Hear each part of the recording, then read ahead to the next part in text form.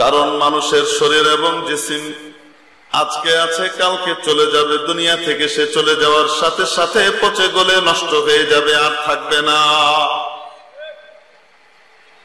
রূহ যখন বিদায় নিয়ে চলে যায়, মানুষের এই শরীর বেশিক্ষণ উপরে রাখা যায় না, পচন শুরু হয়ে যায়। তার মধ্যে বরফ দিয়ে রাখা লাগে, চায়ের পাতা দিয়ে রাখা লাগে, তারপরেও বেশিক্ষণ টিকানো যায় না।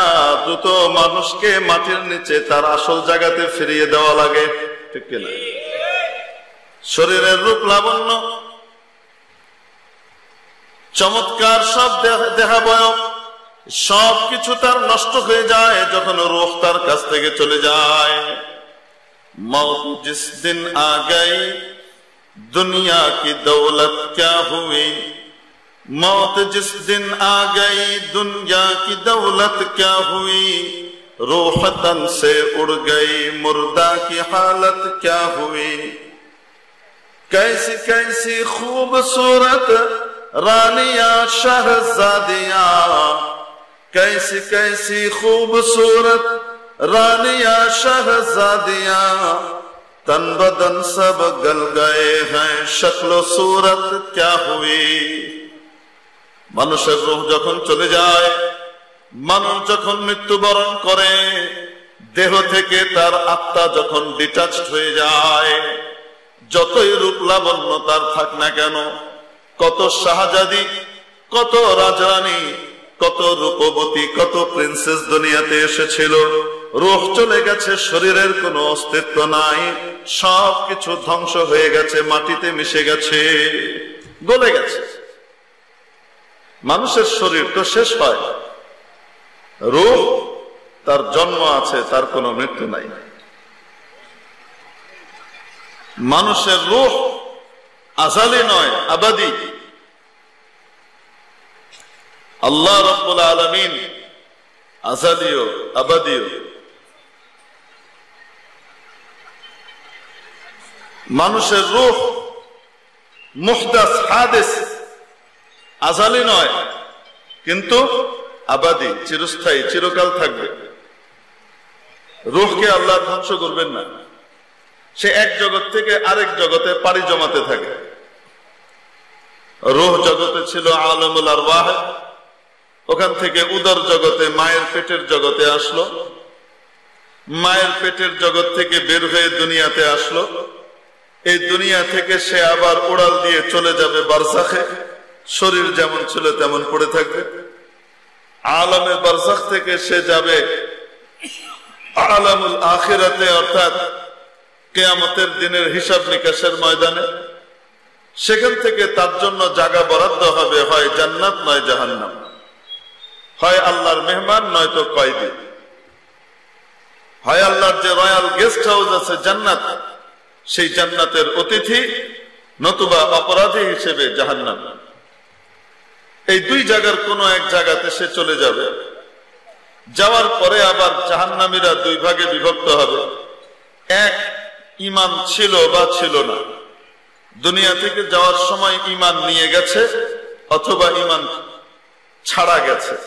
যদি ঈমান ছাড়া যায় চিরস্থায়ী জাহান্নামে থাকবে, আর ঈমান সহ যদি গিয়ে থাকে নির্ধারিত মেয়াদে সাজা ভোগ করার পরে আবার মুক্তি পেয়ে জান্নাতে আসবে।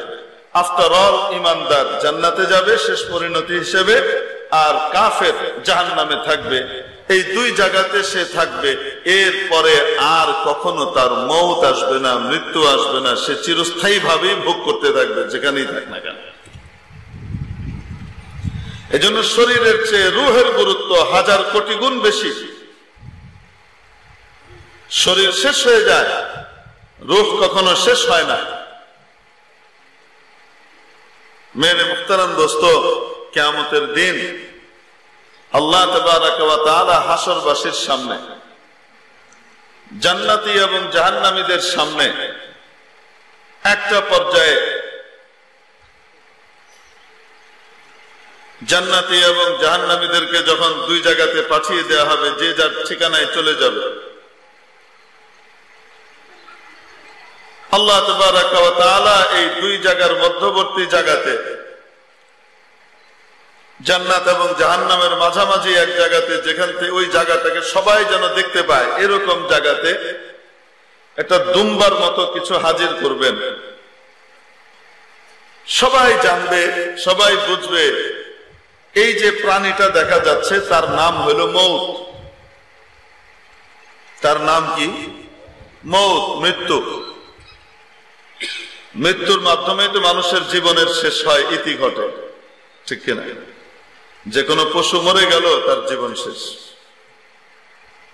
তার এখন আর কষ্ট পাওয়ারও কিছু নাই, দুঃখ পাওয়ারও কিছু নাই, দুনিয়াতে যেটা আমরা দেখি আর কি।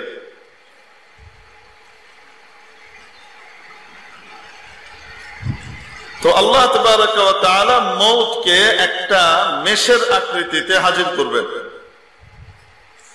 জান্নাতি এবং জাহান্নামীরা সবাই দেখবে এবং তার সকলের মাঝখানে আল্লাহ তাআলা এই মৃত্যুকে জবাই করে দিবেন, মৃত্যু দিবেন। মানে মৌতের মৌত হয়ে গেল, এখন আর কোনদিন মৌত আসবে না, মৌত শেষ। এই ঘটনা দেখার পর পর জান্নাতীরা এত আনন্দিত হবে, এত খুশি হবে, এত খুশি হবে, এত আনন্দিত হবে যে আর কোনদিন মৌত আসবে না, জান্নাত থেকে বের হওয়া লাগবে না। যদি মৃত্যু আসা সম্ভব হতো, আনন্দের চোটে জান্নাতি মরে যেত। মৌত তো নাই, মৌতের মৃত্যু হয়ে গেছে, তাই আর জান্নাতি মরতে পারছে না, এত আনন্দিত হবে। অপরদিকে জাহান্নামীরা এত অস্থির আর পেরেশান হবে, যদি মৃত্যু নামে কিছু থাকতো তাহলে ওই অস্থিরতার পেরেশানিতেই তারা মারা যেত। যেহেতু মৌত চলে গেছে, আর কোনদিন মৃত্যু হবে না, তাই মরবে না। এক কথায় বুঝাতে চাচ্ছি, মানুষের শরীর নশ্বর, মানুষের শরীর এক সময় শেষ হয়ে যাবে, কিন্তু মানুষের রূহ কখনো শেষ হবে না।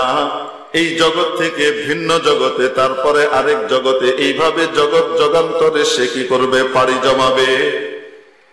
রব্বুল আলামিন যেহেতু তাকে আবাদিয়ত দান করেছেন, আজালিয়ত দেন নাই, যেহেতু আবাদিয়ত দিয়েছেন, তাই সে আবাদুল আবাদ, চিরকাল থাকবে।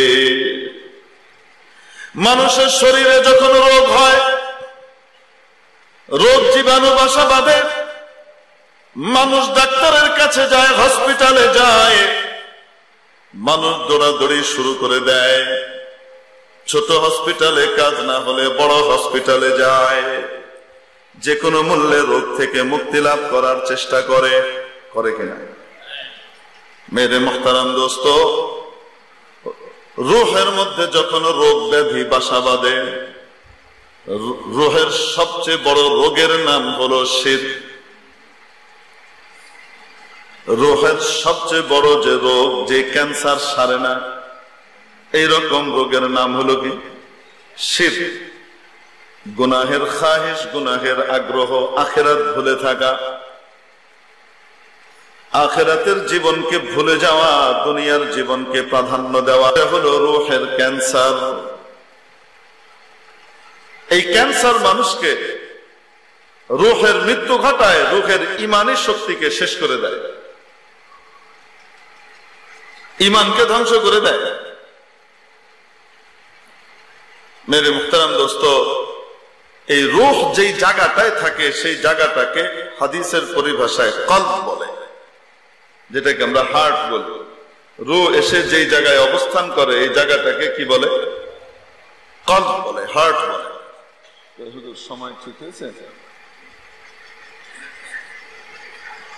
আলোচনা এই হিসেবে করতে হবে। আচ্ছা, দেখা যাবে মোকদ্দমায় সময় পার করে দিচ্ছে, মাকসাদে আসতে পারে।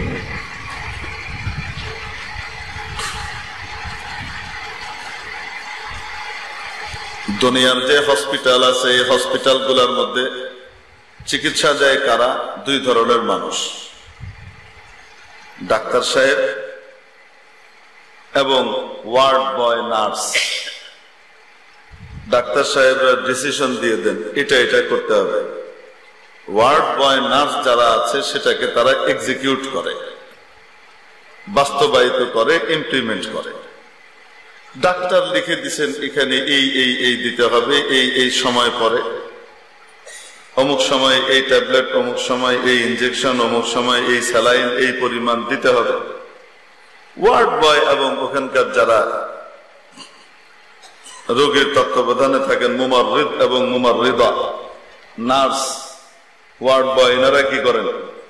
এগুলাকে বাস্তবায়ন করেন, ইমপ্লিমেন্ট করেন।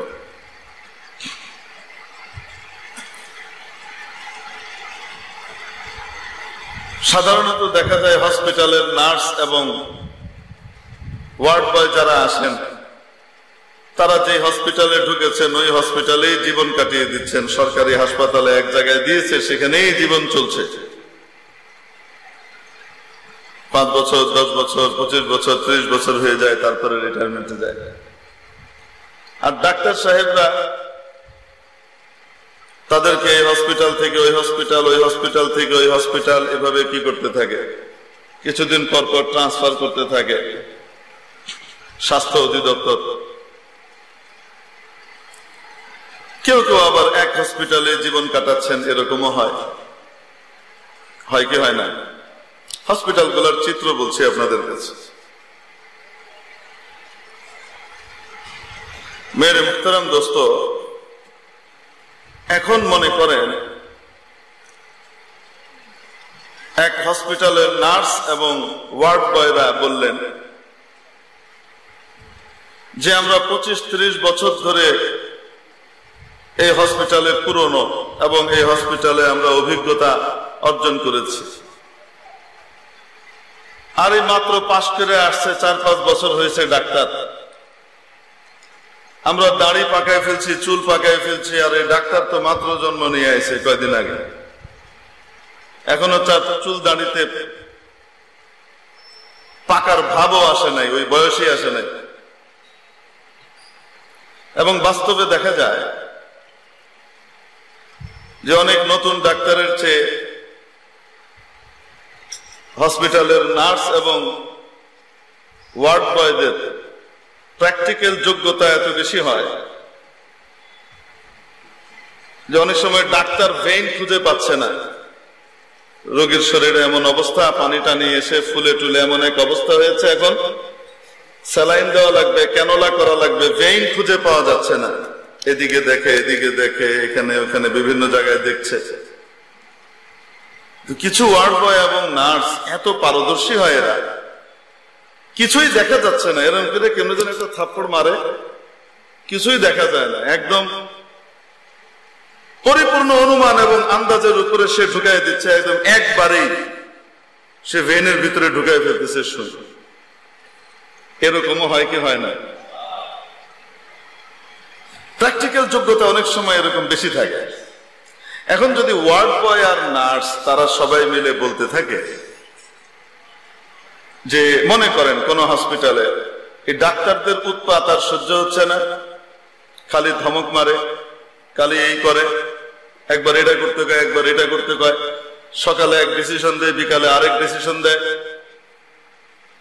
সন্ধ্যায় একটা কয় তো সকালে আবার এসে বলে যে না এই ওষুধ না, আরেক ওষুধ চেঞ্জ করে দেয়, সিস্টেম পরিবর্তন করে।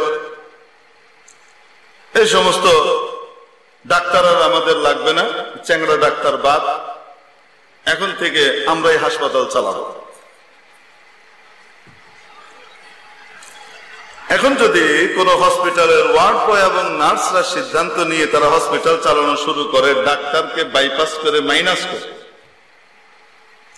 এই হসপিটালের মাধ্যমে রোগীর সুস্থতা আসবে, 2-4টা সুস্থতা তো আসবে, এতে কোনো সন্দেহ নাই, কিছু তো হবে।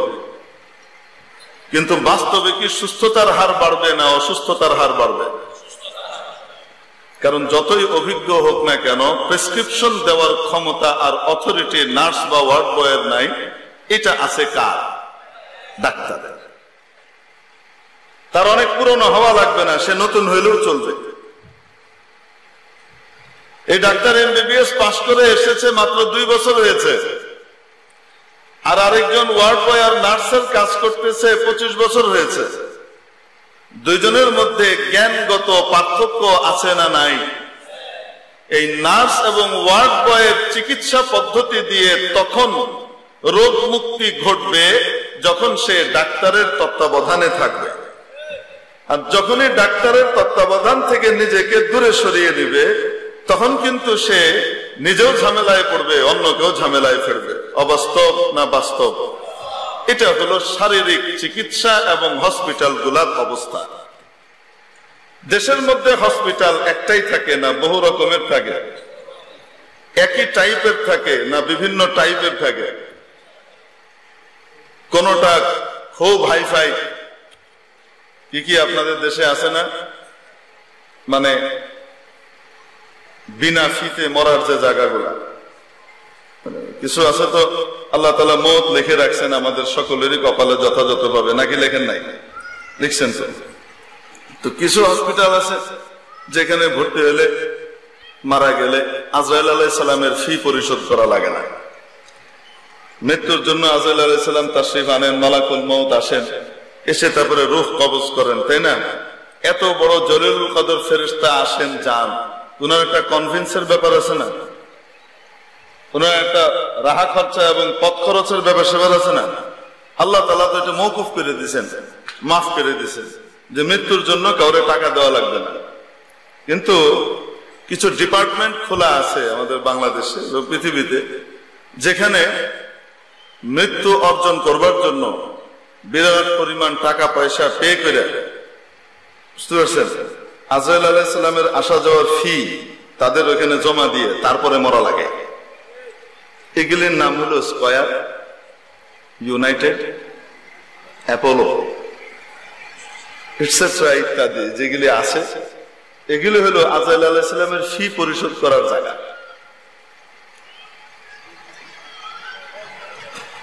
বুঝেন নাই মনে হয়?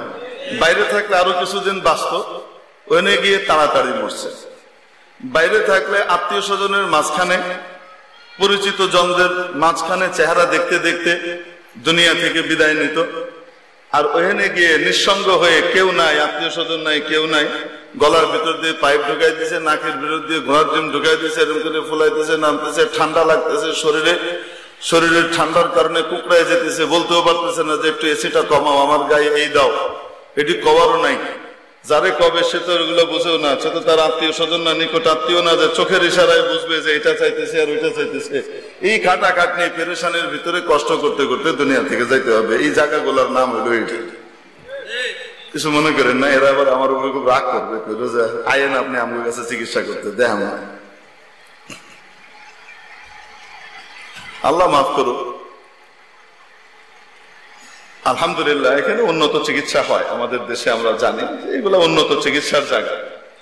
আবার মৃত্যুর জন্য খুব করুণ জায়গা, যেখানে এমন রেস্ট্রিকশন দেওয়া আছে, আত্মীয় স্বজন ধারে কাছে থাকতে পারে না, এমনি নিঃসঙ্গ অবস্থায় দুনিয়া থেকে যাওয়া লাগে। আল্লাহ তো লিখেই রাখছেন কে কখন যাবে, সেটা বাইরে যাক আর ওখানে যাক। সাধারণ হাসপাতালে হলে ডাক্তার ডেকে বলে, দেখেন শরীরটা খারাপ করতেছে, আপনারা মনে হয় না খুব একটা আপনারা কাছে থাকেন। কি বলে? ঢাকা মেডিকেল কলেজে আমার নানা জানকে ভর্তি করা হলো, তো অবস্থা যখন খারাপের দিকে, তো আমাকে ডাক্তার সাহেব বলছেন, আজকের রাতটা খুব ভালো মনে হচ্ছে না, আপনারা একটু কাছে পিঠে থেকেন, কাছে থেকেন। এটা হলো ঢাকা মেডিকেল কলেজ, বাংলাদেশের সবচেয়ে সেরা চিকিৎসা যেখানে হয়, মনে রাখবেন। গোটা বাংলাদেশের সবচেয়ে সেরা চিকিৎসা হয় কোথায়? সবচেয়ে সেরা চিকিৎসকরা থাকে কোথায়? ঢাকা মেডিকেল কলেজে। বাস্তবে একদম সেরা সেরা ছাত্র যারা হয় তাদেরকে ওইখানে নিয়োগ দেওয়া হয় প্রথমে, যে ঢাকা মেডিকেলে তারা কি করবে, ইন্টার্নশিপ করবে, এখানে পড়ালেখা করবে, এখানে করা শুরু করবে। তবে মুশকিল হলো ওই যে একটু যোগাযোগ যদি না থাকে কোন বিশেষ ডাক্তারের সাথে, আর উপরের না থাকে, তাহলে আপনি মহা সেবা থেকে, এত ভালো হসপিটাল হওয়া সত্ত্বেও আপনি বঞ্চিত হবেন, আপনার খবর নেওয়া কেউ থাকবে না। এই জন্য এখানে মানুষ যেতে চায় না। তাহলে সবচেয়ে ভালো চিকিৎসা হয় কোথায়? সরকারি হসপিটাল গুলাতে। ভালো ভালো ডাক্তাররা কিন্তু এনে থাকে।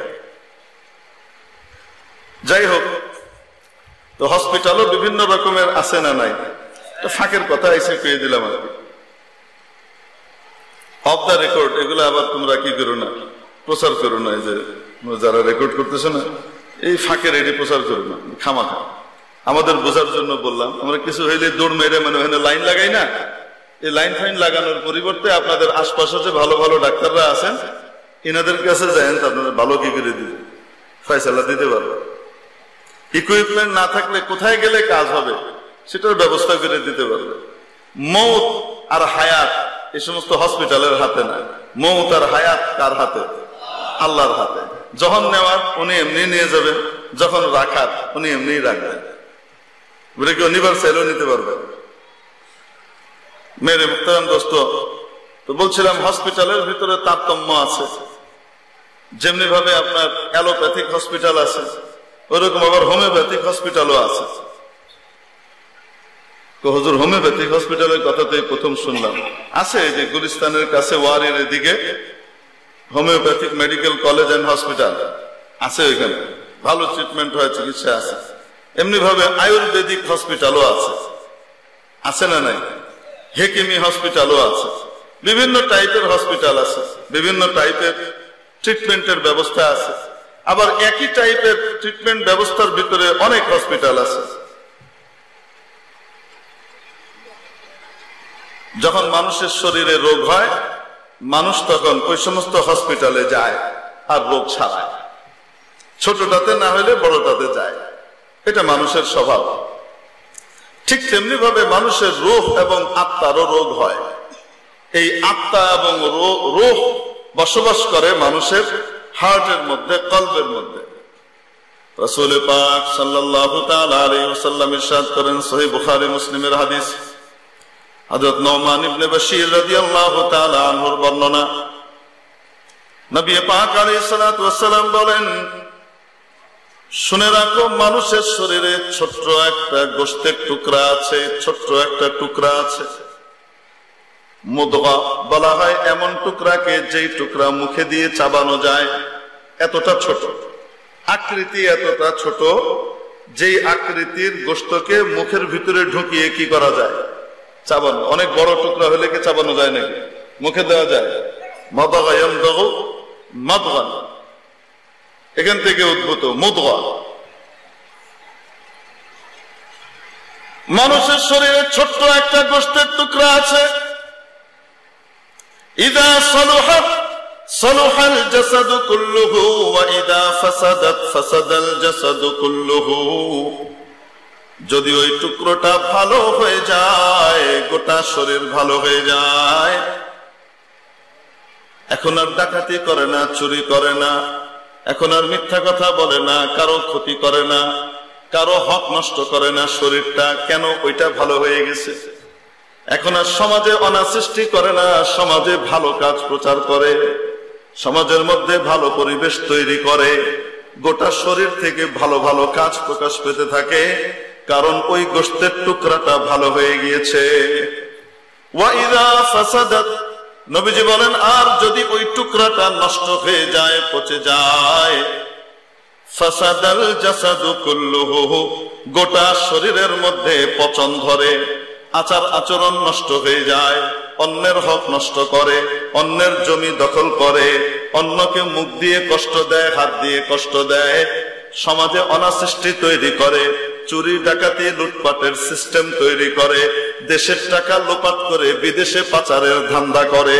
কেন হয়েছে সব সমস্যা? কারণ অন্তর, ওই যে গোশতের টুকরা, ওটা নষ্ট হয়ে গিয়েছে।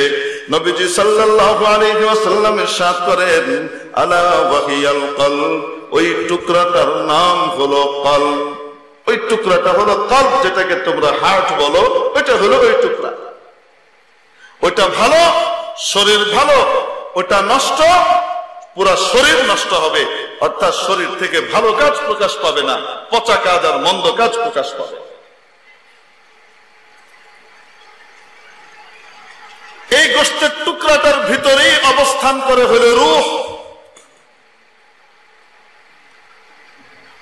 এই রূহের যে চিকিৎসক, এই রূহের যখন রোগ হয়, এই রোগ হইলে এই রূহের রোগ সারাবার জন্য হসপিটালের দরকার আছে না নাই? বলেন না কেন? রূহের মধ্যে যখন রোগ হয়, তখন এই রোগ সারাবার জন্য হসপিটাল লাগে কি লাগে না? রূহের ভিতরে যে রোগ হয়, কেমন রোগ হয়? ইমানি রোগ। ইমান হলো সুস্থতা, আর এই সুস্থতার ভিতরে যখন রোগ এসে ঢুকে, ইমানের ভিতরে যখন রোগ তৈরি হয়, এই রোগ সারানোর যে হসপিটাল গুলা, এই হসপিটাল গুলার একটার নাম হলো মাদ্রাসা, এক টাইপের হসপিটালের নাম হলো খানকা, হক্কানি আল্লাহ ওয়ালাদের মজলিস এবং দরবার। সারাবার আরেক হসপিটাল, ভ্রাম্যমান হসপিটাল, এই হসপিটালের নাম হলো এই ওয়াজ মাহফিলের যে এরিয়া, এগুলা। এই রুহানি রোগ সারাবার হসপিটালের আরেক নাম হলো দাওয়াত ও তাবলীগের মেহনত। এগুলা হলো এক একটা হসপিটাল। বুঝাইতে পারছি আপনাদের? এখন হসপিটাল চলে কি দিয়ে? হসপিটালের চিকিৎসা ব্যবস্থা চলে হলো ডাক্তার এবং ওয়ার্ড বয় আর নার্সের সমন্বয়ে। আগে যে বলেছিলাম কথা মনে আছে না ভুলে গেছেন? এই রুহানি রোগ সারাবার যে হসপিটালের ডাক্তার, এই ডাক্তারদের ভিতরে পথিকৃত যারা, একেবারে যেরকম ডাক্তার আর পৃথিবীতে আসা সম্ভব না, তারা হলেন নবী রাসূল। নবী রাসূলের অনুপস্থিতিতে এই ডাক্তারের দায়িত্ব দেওয়া হয়েছে নবীর ওয়ারিস আলেম ওলামাদেরকে। এই হসপিটাল গুলার রুহানি রোগের, আত্মিক রোগের যে চিকিৎসক, এই চিকিৎসকের নাম হলো আলেম ওলামা। আলেম ওলামা বলে দিবেন এভাবে করতে হবে, ওইভাবে করতে হবে, আর এটাকে এক্সিকিউট করবে, বাস্তবায়ন করবে তাদের হাওয়ারি এবং তাদের সহযোগী যারা থাকেন তারা। এনারা হলেন ওয়ার্ড বয় এবং নার্সের মতো। যেমন দাওয়াত ও তাবলীগের মধ্যে আলেম ওলামারা হলেন ডাক্তারের মতো, পুরনো সাথী এবং মেহনতওয়ালা সাথীরা হলেন ওয়ার্ড বয় আর নার্সের মতো। বুঝাইতে পারি না? এখন মনে করেন কোন হসপিটালে যদি পুরনো ওয়ার্ড বয় আর নার্স তারা সব একত্রিত হয়ে বলে ডাক্তারের জ্বালাতনা সহ্য করা যাচ্ছে না, ডাক্তার সকালে একটা কয়, বিকালে একটা কয়, এখন প্রেসক্রিপশন দিয়ে দিছে একটা হসপিটালে, আমরা এটা দিচ্ছি, আগামীকাল এসে বলতেছে না এই ডোজটা এমনি কমাও, এই ডোজটা বাড়াও, এই ওষুধ বাদ, এই ওষুধ যোগ। ফের কি জ্বালাতন শুরু করলো, কি নাই আনলাম মাত্র ওষুধ, এখন আবার কি করতেছে, এই ওষুধ ফেরত দিয়ে আরেক ওষুধ আনাইতে বলতেছে। এখন থেকে এই চ্যাংড়া ডাক্তার আর অল্প বয়সী ডাক্তারদের আমাদের দরকার নাই। এখন থেকে আমরা ওয়ার্ড বয় আর নার্সরাই, পুরনো যারা আছি তারাই ট্রিটমেন্ট করব, হাসপাতাল চালাবো, হসপিটাল চলবে। আসতে বলে আমি কি বোঝাইতে চাইতেছি? আশা করি বুঝতে পারতেছেন আপনারা। হসপিটাল চলবে? চলবে না। হসপিটাল চলতে হলে ডাক্তারের কোনো বিকল্প নাই। ওয়ার্ড বয় আর নার্স যদি সব স্ট্রাইক করে আমরা হসপিটালে থাকবো না। ডাক্তাররা যদি থাকে তাহলে সাধারণ রোগীদেরকে, তাদের অ্যাটেন্ডেন্টদেরকে আবার নতুন করে ট্রেনিং দিয়ে কাম করায় ফেলতে পারবে। ঠিক কি ঠিক না? নতুন করে তৈরি করতে পারবে। ডাক্তার বিহীন হসপিটাল যেমন চলে না, রুহানি রোগের ট্রিটমেন্টের জায়গা যে হসপিটাল গুলা আছে, মাদ্রাসা, খানকা, দাওয়াত ও তাবলীগ থেকে শুরু করে অন্যান্য জায়গাগুলো, এইগুলাও কখনো রুহানি ডাক্তার আলেম ওলামা ব্যতীত চলবে না।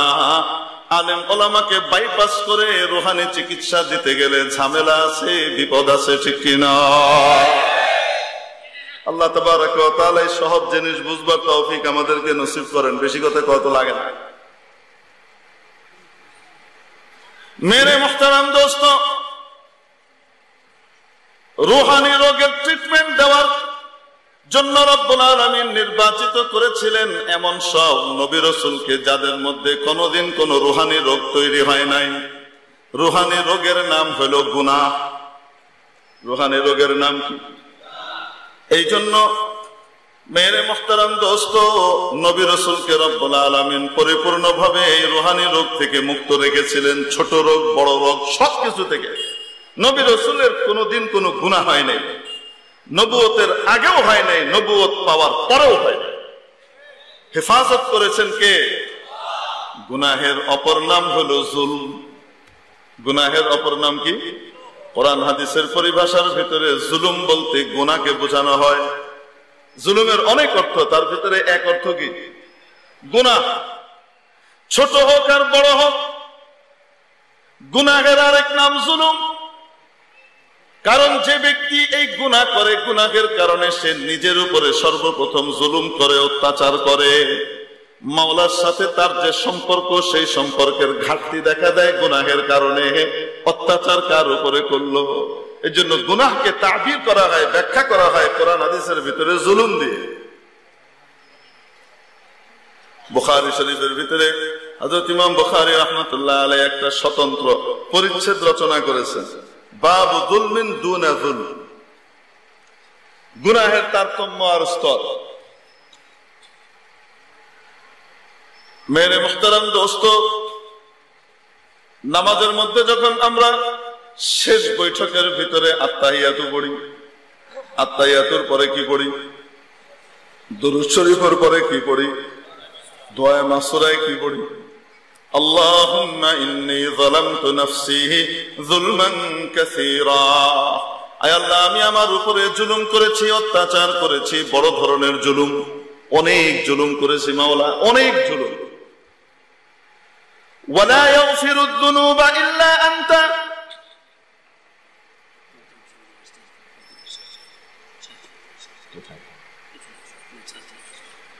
এখানে আছে ওয়ালা ইয়াগফিরুদ যুনুবা ইল্লা আনতা। আর গুনাহকে মাফ করার মালিক আপনি ছাড়া কেউ নাই। আচ্ছা, কইলো হইলো জুলুম করছি, আর পরে কি বলে? গুনাহ মাফ করার মালিক আপনি ছাড়া। কওয়া তো দরকার ছিল, ইয়া আল্লাহ অনেক জুলুম করছে, ইনসাফ প্রতিষ্ঠা করার মালিক আপনি ছাড়া কেউ নাই। কন্যা কেন ইনসাফ প্রতিষ্ঠা করে দেন, তা না কে বলতেছে গুনাহ মাফ করার মালিক আপনি ছাড়া কেউ নাই। বোঝা গেল আগে যে জুলুম বলা হয়েছে সেই জুলুম হলো গুনাহ। আয় আল্লাহ, আমি অনেক গুনাহ করেছি, এই গুনাহগুলা মাফ করার মালিক একমাত্র কে? ইব্রাহিম আলাইহিস সালাতু ওয়াস সালামকে আল্লাহ পরীক্ষা নিলেন অনেক ভাবে। অনেকগুলা পরীক্ষায় 100তে 100 না, যদি 1000 মার্ক পাওয়া যেত তো সেটা দিয়ে দিয়েছেন আল্লাহ তাআলা। আল্লাহ বলেন, ওয়াইদ বিতালা ইব্রাহিম রাব্বুহু বিকালিমাতিন ফাতাম্মাহুন। ইব্রাহিমকে পরীক্ষা নিলেন আল্লাহ তাআলা কিছু বিষয় দিয়ে, একদম 100তে 100 পাইলেন। 100তে 100 যে ছাত্র পায় তারে কেমন পছন্দ করে শিক্ষকরা, সে যা চায় তাই দিয়ে দেয়, ঠিক কিনা? এখন আল্লাহ তাবারক ওয়া তাআলা আবার পুরস্কার দিচ্ছেন। ভালো ছাত্রকে পুরস্কার দেন না, আল্লাহ তাআলা তার বান্দাকে পুরস্কার দেন। ক্বালা ইন্নী জাইলুকা লিন-নাসি ইমামা। ও ইব্রাহিম, আমি তোমাকে গোটা মানব জাতির জন্য ইমাম বানাবো। মুফাসসিরিন ইকরাম লেখেন, ইমাম মানে এখানে রাসূল এবং নবী।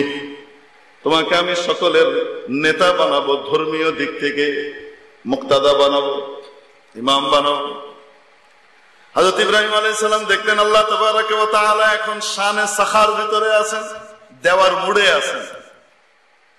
চাইলো দরকার, সাথে সাথে চেয়ে ফেললেন আর বললেন, ইয়া রাব্বুল আলামিন ওয়া মিন যুররিয়াতি, আয় রাব্বুল আলামিন আমার বংশধরদেরকে ওইটা দেন। শুধু আমার ইমাম বানাইবেন, নবুয়ত আর রিসালাত দিবেন, আমার বংশধরদেরকেও দিয়ে দেন, আমার বংশের ভিতরে দিয়ে দেন।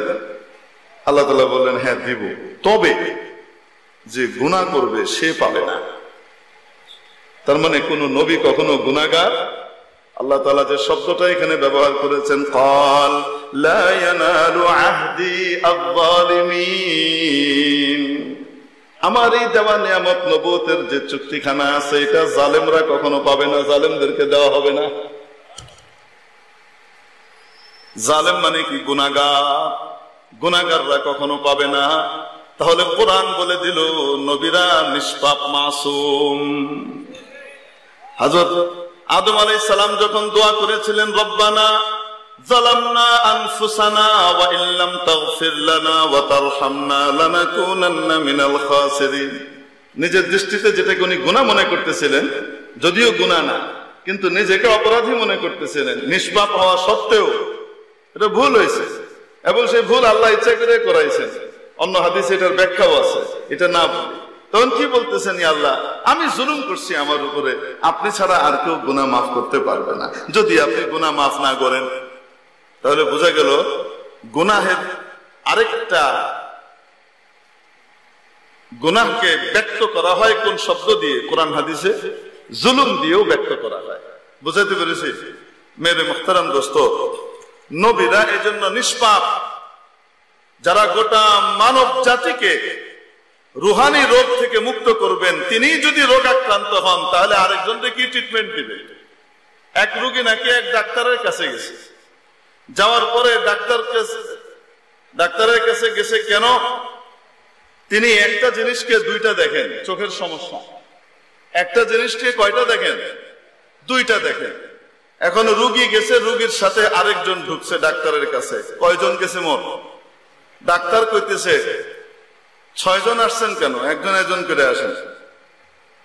মানে রোগী তো দেহে একটারে দুইটা, ডাক্তার দেহে একটারে কয়টা? 3টা। এরকম বেড়ানি ট্রিটমেন্ট করে কন্যা জ্ঞান। এই জন্য নবী রাসূলকে আল্লাহ পাঠিয়েছেন রুহানি রোগের চিকিৎসক হিসেবে। তাদের মধ্যে যদি রোগ থাকে তাহলে কিভাবে তারা ট্রিটমেন্ট করবে? মানুষের আস্থা কিভাবে আসবে? ঠিক কিনা? এই জন্য নবী রাসূল নিষ্পাপ।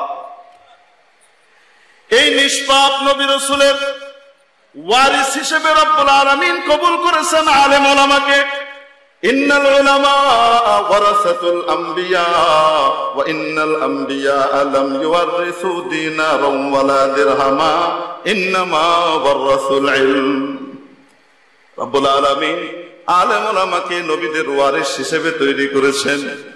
যখন যে সমাজে নবী নাই সেই সমাজে নবীর দায়িত্ব পালন করেন আলেম ওলামা। নবী থাকলে যেমন উম্মতের দায়িত্ব আলেম ওলামার কথা মেনে চলা ও নবীর কথা মেনে চলা, ঠিক তেমনি ভাবে নবীর অনুপস্থিতিতে উম্মতের দায়িত্ব হলো নবীর ওয়ারিস আলেম ওলামার তত্ত্বাবধানে চলা। ঠিক কিনা? এখন ওলামায়ে কিরাম 5 তারিখে ডিসিশন একটা দিছিলেন, মনে করেন যে অমুক অমুক জায়গায় ঢুকতে পারবে না, অমুক অমুক জায়গায় এই সময় আসতে পারবে না, এটা করতে পারবে না। আবার ওনারা যদি ডিসিশন চেঞ্জ করেন যে না ঠিক আছে আপাতত এখানে ঢুকতে দেওয়া হলো, এপ্রিল পর্যন্ত দেখা হবে। এখন যদি আমরা রোগীরা কই এই ডাক্তার খালি কি করে, এদিকে ওদিক ডিসিশন চেঞ্জ করে। এখন বলেন তো দেখি উম্মতের চিকিৎসা কেমনে করতে হবে, কখন কেমনে করতে হবে, এটা কে ভালো জানে? ডাক্তার ভালো জানে। ডাক্তারের কথার উপরে খোঁচা মারা এই বেয়াদব রোগীর কপালে ঈমান জুটে না। এজন্য মনে রাখতে হবে আলেম ওলামা যখন যেভাবে ডিসিশন দিবেন আমরা সেভাবে ইনশাআল্লাহ আমল করব। পারবো না? যদি কয় থাকো থাকবো, যদি কয় উঠো উঠবো, যদি কয় বসো বসবো, যদি বলে শুয়ে পড়ো তো শুয়ে পড়বো, যদি কয় জান দিতে হবে তো জান দিব ইনশাআল্লাহ। আল্লাহ তাবারাকা ওয়া তাআলা আমাদেরকে এই মোটা কথাগুলা বুঝবার তৌফিক দান করেন। আখিরু দাওয়ানা আলহামদুলিল্লাহি রাব্বিল আলামিন।